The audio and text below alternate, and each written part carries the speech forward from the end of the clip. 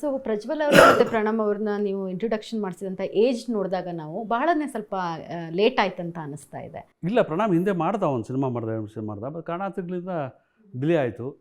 ಆನಂತರ ಯಾವುದು ಒಳ್ಳೆ ಸ್ಕ್ರಿಪ್ಟ್ಗಳು ಬಂದಿರಲಿಲ್ಲ. ಆನಂತರ ಬಂದಿದ್ದ ಸ್ಕ್ರಿಪ್ಟ್ ಇದು, ಸರ್ ಇದಕ್ಕೆ ಓಕೆ ಅಂತ ಹೇಳಿದ್ವಿ. ಇನ್ನು ಸ್ವಲ್ಪ ಫಾಸ್ಟಾಗಿ ಓಡಿಸ್ಬೇಕು ಗಾಡಿನ. ಅವನಿಗೂ ಅಷ್ಟು ಬೇಗ ಕಳಿಸೋ ಉದ್ದೇಶ ಇರಲಿಲ್ಲ. ಅವನು ಸೆಕೆಂಡ್ PUC ಮಾಡಬೇಕಾದ್ರೆ ಶಶಾಂಕ್ ಅಪ್ರೋಚ್ ಮಾಡಿದ್ರು. ನಾನು ಇಲ್ಲ ರೀ, ಇದು PUCಯಲ್ಲಿದ್ದಾನೆ, ಆಮೇಲೆ ಯಾವುದೇ ಥರದ ತಯಾರಿ ಮಾಡ್ಕೊಂಡಿಲ್ಲ, ನಾವು ಅವನ್ನ ಹೀರೋ ಮಾಡ್ತೀನಿ ಅಂತ ಯಾವ ಆಸೆನೇ ಇಟ್ಕೊಂಡಿಲ್ಲ, ನಾನು ತಯಾರಿನೂ ಮಾಡಿಲ್ಲ. ಆಮೇಲೆ ಎಜುಕೇಷನ್ ಡಿಸ್ಕಂಟಿನ್ಯೂ ಆದರೆ ಸುಮ್ಮನೆ ಹಾಳಾಗುತ್ತೆ ಮಗುಗೆ, PUC ಡಿಗ್ರಿ ಮುಗಿಸ್ಲಿ ಆಮೇಲೆ ನೋಡೋಣ ಅಂತೇಳಿ. PUC ಎಕ್ಸಾಮ್ ಮುಗೀತು, ಪಾಸ್ ಆಯಿತು. ಇನ್ನು ಫಸ್ಟ್ ಇಯರ್ ಡಿಗ್ರಿ ಸೇರ್ಕೊಂಡು ಶಶಾಂಕ್ ಮತ್ತೆ ಬಂದರು, ಸರ್ PUC ಮುಗೀತಲ್ಲ ಈಗಾದ್ರು ಮಾಡ್ತೀನಿ ಆಗಲೂ ಕಾಯ್ತಾಯಿದ್ರು ಅವರು. ನಾನು ಇಲ್ಲ ಶಶಾಂಕ್, ಯಾವುದೇ ಪ್ರಿಪ್ರೇಷನ್ ಮಾಡ್ಕೊಂಡಿಲ್ಲ ಹಾಗೆ ಹೀಗೆ ಅಂತ ಅವ್ರಿಗೆ ನಾನು ಇನ್ನೂ ಓಕೆ ಹೇಳಿರಲಿಲ್ಲ. ಸರಿ, ಅಷ್ಟರಲ್ಲಿ ಇವ್ರ ತಾಯಿ ಇವರು ಡಿಸ್ಕಸ್ ಮಾಡಿದ್ರು, ಇವರು ಕತೆ ಕೇಳಿದ್ರು. ಇವರಿಬ್ಬರು ಇಲ್ಲ ಮಾಡ್ತೀನಿ ಅಂತ ಹೇಳ್ದ. ನಾನು ಹೇಳ್ದೆ, ನೋಡಪ್ಪ ನೀನು ಸುಲಭವಾಗಿ ಹೇಳ್ಬೋದು ಮಾಡ್ತೀನಿ ಅಂತ, ಎಲ್ರಿಗೂ ಆಸೆ ಇರುತ್ತೆ ಮಾಡಬೇಕು ಅಂತ, ಬಟ್ ಸಿನಿಮಾಗೆ ಬೇಕಾದ ಪ್ರಿಪ್ರೇಷನ್ಸ್ ಯಾವುದೂ ಮಾಡ್ಕೊಂಡಿಲ್ಲ ನೀನು. ಇಮ್ರಾನ್ ಸರ್ ಆದರೆ ಡ್ಯಾನ್ಸ್ ಸ್ಕೂಲ್ಗೆ ಹೋಗ್ತಾಯಿದ್ರು, ಡ್ಯಾನ್ಸ್ ಗಿನ್ಸ್ ಮಾಡ್ತಾಯಿದ್ರು, ಅದರ್ವೈಸ್ ಬೇರೆ ಥರದ ಪ್ರಿಪ್ರೇಷನ್ ಏನು ಮಾಡ್ಕೊಂಡಿಲ್ಲಪ್ಪ, ಕಷ್ಟ ಆಗ್ಬೋದು. ಇಲ್ಲ ನಾನು ಮಾಡ್ತೀನಿ, ನಂಗೆ ಕಾನ್ಫಿಡೆನ್ಸ್ ಇದೆ ಅಂತ. ಅವ್ರ ತಾಯಿಯವರು ಯಾಕೆ ಅವ್ನು ಮಾಡ್ತೀನಿ ಅಂತಾರೆ, ಅವರು ಮಾಡಿಸಿ ಅಂತವ್ರೆ, ನೀವು ಯಾಕೆ ಬೇಡ ಅಂತ ಇದ್ದೀರಾ ಅಂತ ನಾನು ವಿಲನ್ ಥರ ನೋಡೋಕ್ಕೆ ನೋಡೋದು. ಇಲ್ಲಮ್ಮ, ನಂದು ಆ ಥರದ್ದು ಏನಿಲ್ಲ.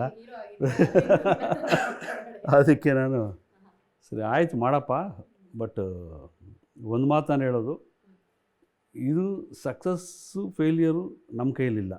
ಅದು ಆಗುತ್ತೋ ಬಿಡುತ್ತೋ ನಮ್ಗೆ ಗೊತ್ತಿಲ್ಲ. ಯಾಕೆಂದ್ರೆ ತುಂಬ ಸಣ್ಣ ವಯಸ್ಸು ಅವನಿಗೆ 18 ವರ್ಷ. 18 ವರ್ಷದಲ್ಲಿ ಅದನ್ನು ಡೈಜೆಸ್ಟ್ ಮಾಡ್ಕೊಳ್ಳೋದು ಕಷ್ಟ ಆಗ್ಬಿಡುತ್ತೆ. ಸೊ ಅದಕ್ಕೆ ನಾನು ಹೇಳಿದೆ, ಅದು ತಲೆಗೆ ಹಚ್ಕೋಬಾರ್ದು, ಮಾಡು, ನಿನ್ನ ಪಾಡಿಗೆ ನೀನು ಕಾಲೇಜ್ಗೆ ಹೋಗು, ಸಿನಿಮಾ ಸಕ್ಸಸ್ ಆದರೆ ಸಂತೋಷ, ಸಕ್ಸಸ್ ಆದರೆ ಎಜುಕೇಷನ್ ಕಂಟಿನ್ಯೂ ಮಾಡಬೇಕು, ತಲೆ ಕೆಡಿಸ್ಕೋಬಾರ್ದು ಅಂತ ಹೇಳ್ಬಿಟ್ಟು ಕಳಿಸ್ದೆ. ಓಕೆ. ಸೊ ಪ್ರಜ್ವಲ್ ಅವರೇ, 18 ವರ್ಷದಲ್ಲಿ ಹೆಣ್ಮಕ್ಳು ಸಿನಿಮಾಗೆ ಬರ್ತೀನಿ ಅಂದ್ರೂ ಒಪ್ಸೋದು ತುಂಬ ಕಷ್ಟ. ಸೊ ಗಂಡು ಮಕ್ಕಳು ಸಿನಿಮಾಗೆ ಬರ್ತೀವಿ, ಅದನ್ನು ಕೂಡ ಡಿಸ್ಕಂಟಿನ್ಯೂ ಮಾಡಿ ಅಂದಾಗ ಬಹಳನೇ ಕಷ್ಟ ಇರುತ್ತೆ. ಸೊ ಯಾವ್ದಾದ್ರು ಒಂದು ಗಿಮಿಕ್ ಅಥವಾ ನೀವು ಹಠ ಮಾಡಿದ್ದು ಯಾವ್ದಾದ್ರು ಒಂದು ಇನ್ಸಿಡೆಂಟ್ ಹೇಳ್ಬೋದಾ ಸರ್ನ ಒಪ್ಸೋದಕ್ಕೆ ನೀವು ಮಾಡಿದಂಥ ಸರ್ಕಸ್? ಡ್ಯಾಡಿ ಜೊತೆ ಗಿಮಿಕ್ ಮಾಡೋ ಅವಶ್ಯಕತೆ ಇಲ್ಲ, ಮನಸ್ಸಲ್ಲಿ ಇರೋದು ಹೇಳಿದ್ರೆ ಸಾಕು. ಅಲ್ಲ, ಅವರು ಹಠ ಮಾಡಿ ಬಂದ್ರಿ ಅಂದ್ರಲ್ಲ, ಆ ಥರ ಹಠ ಮಾಡಿದ ಸರ್ಕಸ್. ಇತ್ತೀಚೆಗೆ ಹೆಣ್ಮಕ್ಳು ಗಂಡು ಮಕ್ಳು ಅಂತ ಏನಿಲ್ಲ, ಟ್ಯಾಲೆಂಟ್ ಯಾರಿಗಿರುತ್ತೆ, ಧೈರ್ಯ ಯಾರಿಗಿರುತ್ತೆ, ಅವ್ರು ಇಳಿದವ್ರು ಕೆಲಸ ಮಾಡ್ಬೋದಷ್ಟೇ. ಆಗ ನಾನು ಕತೆ ಕೇಳಿದಾಗ ಅಫ್ಕೋರ್ಸ್ ಕಾನ್ಫಿಡೆನ್ಸ್ ಬಂತು, ನನಗನ್ನಿಸ್ತು ಇದು ನನ್ನ ಇಂಟ್ರೊಡಕ್ಷನ್ಗೆ ಪರ್ಫೆಕ್ಟ್ ಕತೆ ಅಂತ. ಬಟ್ ಅಪ್ಪನಿಗೆ ಅದೇ ಹೇಳಿರಲಿಲ್ವಲ್ಲ, ನಾನೊಬ್ಬ ನಟ ಆಗಬೇಕು ಅಂತ ಆಸೆ ಇದೆ, ಇಲ್ಲ ನಾನು ಒಳ್ಳೊಳಗಡೆನೆ ನಾನು ಪ್ರಾಕ್ಟೀಸ್ ಮಾಡ್ತಾಯಿದ್ದೀನಿ ಅಂತ ತಂದೆಗೆ ಹೇಳಿರಲಿಲ್ಲ.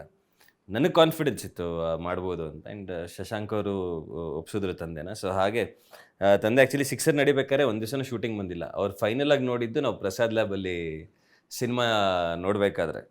ಸೊ ಆವಾಗಲೇ ಡ್ಯಾಡಿ ಸಿನಿಮಾ ಇಂಟರ್ವಲಲ್ಲಿ ಏನು ಹೇಳಿಲ್ಲ, ಸಿನಿಮಾ ಮುಗಿದ ಮೇಲೆ ಹಣೆ ಮೇಲೆ ಮುತ್ತು ಕೊಟ್ಬಿಟ್ಟು ಹೇಳಿದ್ರು, ಸನ್ ಯುವರ್ ಆ್ಯನ್ ಆ್ಯಕ್ಟರ್ ಅಂತ. ಸೊ ಅಲ್ಲಿಗೆ ನನಗೆ ಯಾವ ಅವಾರ್ಡ್ ಬಂದರೆ, ಏನು ಪ್ರಶಸ್ತಿ ಬಂದರೂ ಅಷ್ಟು ದೊಡ್ಡ ಪ್ರಶಸ್ತಿ ನಂಗೆ ಸಿಗೋಕ್ಕೆ ಚಾನ್ಸೇ ಇಲ್ಲ. ಸೊ ಹಠ ನಾಟಕ ಏನೂ ಮಾಡಿಲ್ಲ, ಮನಸ್ಸಲ್ಲಿ ಇರೋದು ಹೇಳಿದೆ, ನನಗೆ ಕಾನ್ಫಿಡೆನ್ಸ್ ಇದೆ, ಮಾಡ್ತೀನಿ, ಡಿಗ್ರಿನೂ ಮುಗಿಸ್ತೀನಿ, ಇದು ಮಾಡ್ತೀನಿ, ಇದು ನನ್ನ ಪ್ರಾಮಿಸ್ ಅಂತ. ಸೊ ಅದನ್ನು ಮುಗಿಸ್ದೆ. Okay, sure. ಸೊ ಪ್ರಣವ್ ಅವ್ರಿಗೆ, ನೀವು ಸಿನಿಮಾಗೆ ಅಂದರೆ ಕತೆ ನೋಡ್ತಾ ಇದ್ರಾ ಈಗಾಗಲೇ? ಅಂದರೆ ಹೊಸದಾಗಿ ಕತೆಗಳನ್ನ ನೋಡ್ತಿದ್ರಾ, ಅಥವಾ ಇದೇ ಥರ ಏನಾದ್ರು ಸರ್ಕಸ್ ಮಾಡಬೇಕಾಗಿ ಬಂತ ಸರ್ ನಾವು ಒಪ್ಸೋದಕ್ಕೆ? ಇಲ್ಲ, ಮುಂಚೆ ನಾನು ಅಷ್ಟೇ ಡಿಗ್ರಿ ಪಾಸ್ ಆದಮೇಲೆ ಸುಮಾರು ಬಂದಿತ್ತು ವಾಪಸ್ಸು. ಸುಮಾರು 8 ಕತೆಗಳೇನೋ ಕೇಳಿದ್ವಿ, ಬಟ್ ಯಾವುದೂ ಇಷ್ಟ ಆಗಿರಲಿಲ್ಲ. ಆಮೇಲೆ ಬೇಡ ಬೇಡ ಅಂತಲೇ ಇತ್ತು. ಬಟ್ ನನಗೆ ಚಿಕ್ಕ ವಯಸ್ಸಿಂದನೂ ಆ್ಯಕ್ಟರ್ ಆಗಬೇಕಂತ ಇತ್ತು. ನಾನು 8 ವರ್ಷ ಇದ್ದಾಗಲೇ ನಾನು ಚೈಲ್ಡ್ ಆರ್ಟಿಸ್ಟಾಗಿ ಮಾಡಿದ್ದೆ ಒಂದು ಸಿನಿಮಾಲೆ. ಬೆಸ್ಟ್ ಚೈಲ್ಡ್ ಆರ್ಟಿಸ್ಟ್ ಅವಾರ್ಡು ಬಂದಿತ್ತು ನನಗೆ. ಮನಸ್ಸೇ ಅಂತ ಸಿನಿಮಾ, ಅನಂತ್ನಾಗ್ ಸರ್ ಜೊತೆ, ರಾಮ್ಕುಮಾರ್ ಸರ್ ಜೊತೆ, ಶ್ರುತಿ ಅಮ್ಮನ ಜೊತೆ. ಸೊ ಆವಾಗಲೇ ನಾನು ಆಸೆ ಇತ್ತು ನನಗೆ. ಸೊ ಆ್ಯಂಡ್ ಕುಮಾರಿ 21F ಕೂಡ ಫಸ್ಟ್ ಆಫರ್ ಕೂಡ ನನಗೆ ಆ ಥರ ಸ್ವಲ್ಪ ಡೌಟ್ಫುಲ್ಲಾಗೇ ಇದ್ವಿ, ನಾನು ಡ್ಯಾಡಿ ಎಲ್ಲ ಆ ಥರ ಸಿನಿಮಾ ಮಾಡಬೇಕಾ ಅಂತ.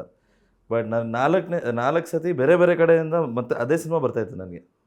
ಸೊ ಕೊನೆಯದಾಗಿ ಸುಕುಮಾರ್ ಅವರೇ ಡ್ಯಾಡಿಗೆ ಹತ್ರ ಫೋನ್ ಮಾಡಿಬಿಟ್ಟು, ಇಲ್ಲ ನನ್ನ ಅಸಿಸ್ಟೆಂಟೇ ಮಾಡ್ತಿದ್ದಾರೆ ಸಿನಿಮಾನ, ಸೊ ಮಾಡಿ ನಮ್ಮ ಟೀಮೇ ಮಾಡ್ತಾಯಿದೆ ಅಂತ ಹೇಳಾದ್ಮೇಲೆ, ಸರಿ ಆಯಿತು 4 ಸತಿ ಬಂದಿಯಲ್ಲ ಕತೆ, ನೋಡೋಣ ವರ್ಕೌಟ್ ಆಗುತ್ತೋ ಇಲ್ವೋ ಅಂತ ಮಾಡಿದ್ದು, ಅಷ್ಟು ಶುರು ಮಾಡಿದ್ದು. ಬಟ್ ಅಫ್ಕೋರ್ಸ್ ನಾವು ಸಿನಿಮಾ ಒಳಗೆ ಬರಬೇಕು, ನನಗೆ ಈ ಥರ ಕತೆ ಬೇಕು ಅಂತ ಹುಡುಕ್ತಾ ಇರಲಿಲ್ಲ. ಬಂದಿದ್ದಲ್ಲಿ ಯಾವ್ದಾದ್ರು ಚೆನ್ನಾಗಿದ್ರೆ ಮಾಡೋಣ ಅಂತಲೇ ಇದ್ದಿದ್ದೆ. ಓಕೆ. ಸೊ ನಾವು ನೋಡಿದಾಗ ಸರ್ ವಿಲನ್ ಆಗಿ ಎಂಟ್ರಿ ಆಗಿದ್ರು ಸಿನಿಮಾ ಇಂಡಸ್ಟ್ರಿಗೆ. ಅದಾದಮೇಲೆ ಹೀರೋ ಆಗಿ, ಪೋಷಕ ನಟಗೆ ಹೀರೋ ಆಗಿ ಮಿಂಚಿ ಎಲ್ಲರ ಮನಸ್ಸನ್ನು ಗೆದ್ದರು. ಆದರೆ ನೀವಿಬ್ಬರೂ ಕೂಡ ಹೀರೋ ಆಗಿನೇ ಇಂಟ್ರೊಡಕ್ಷನ್ ಆಗ್ತಿದ್ದೀರಿ. ಯಾಕೆಂದರೆ ನೀವಿಬ್ಬರು ಹೀರೋ ಮೆಟೀರಿಯಲ್ಲು, ಸರ್ ಮಾತ್ರ ವಿಲನ್ ಮೆಟೀರಿಯಲ್ ಅಂತನಾ? ಇಲ್ಲ, ತಂದೆ ನಮಗೆ ನನ್ನ ಬ್ಯಾಂಕ್ ಬ್ಯಾಲೆನ್ಸ್ ಇತ್ತಲ್ಲ ಅವ್ರಿಗೆ.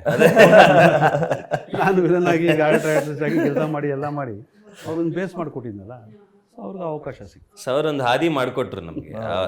ಅವರು ನಾವೆಲ್ಲ ಹೇಳ್ತೀವಿ, ನಮ್ಮ ಜನ್ರೇಷನ್ನು ನಮಗೆ ಬರೋ ಸಣ್ಣ ಪುಟ್ಟ ಕಷ್ಟಗಳನ್ನ ಅಯ್ಯೋ ಇಷ್ಟೊಂದು ಕಷ್ಟ ಇದೆ ಹಬ್ಬಬ್ಬ ಅಂತೀವಿ. ನಮ್ಮ ತಂದೆ ತಾಯಿಗಳೆಲ್ಲ ಕಷ್ಟಪಟ್ಟಿರಷ್ಟು ನಾವು ಯೋಚನೆನೂ ಮಾಡೋದಕ್ಕಾಗಲ್ಲ. ಅವರು ಚಿಕ್ಕ ವಯಸ್ಸನ್ನೇ ಎಷ್ಟು ಕಷ್ಟಪಟ್ಟಿದ್ದಾರೆ ಅಂತ ಕತೆಗಳು ಕೇಳಿದ್ದೀವಿ. ಚಿಕ್ಕ ಮಗು ಇದ್ದಾಗಲಿಂದ ಎಷ್ಟು ಕಷ್ಟಪಟ್ಟಿದ್ದಾರೆ ಅಂತ ಕತೆಗಳು ಕೇಳಿದ್ದೀವಿ. ಸೊ ಅವರೊಂದು ಹಾದಿ ಮಾಡಿಕೊಟ್ರು ನಮಗೆ. ಅದಕ್ಕಿಂತ ಹೆಚ್ಚಾಗಿ ಜೀವನ ಮಾಡೋದು ಹೇಳ್ಕೊಟ್ರು, ಜೀವನದಲ್ಲಿ ಹೇಗಿರಬೇಕು ಅಂತ ಹೇಳ್ಕೊಟ್ರು. ಸೊ ಜೀವನ ಸಾಗಿಸೋದೇ ಹೇಳ್ಕೊಟ್ರು.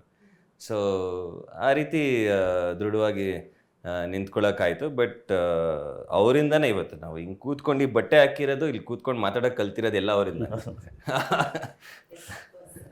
ತಂದೆ ತಾಯಿ ಋಣ ಏನು ಮಾಡಿದ್ರು ತೀರಿಸ್ಲಿಕ್ಕೆ ಸಾಧ್ಯನೇ ಇಲ್ಲ ಅಂತಕ್ಕಂಥದ್ದು. ಅದರಲ್ಲೂ ಕೂಡ ಒಂದು ಫ್ರೆಂಡ್ಲಿ ಅಪ್ರೋಚ್ ಇರುವಂಥ ತಂದೆ ಸಿಗೋದು ಮಕ್ಕಳು ಪಾಲಿಗೆ ಅದು ಒಂದು ದೊಡ್ಡ ಗಿಫ್ಟ್ ಅಂತಲೇ ಅನ್ಬೋದು.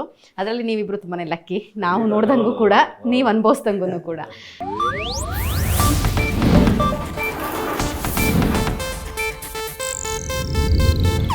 ಇದು ಏಷ್ಯಾನೆಟ್ ನ್ಯೂಸ್ ನೆಟ್ವರ್ಕ್ ಪ್ರಸ್ತುತಿ.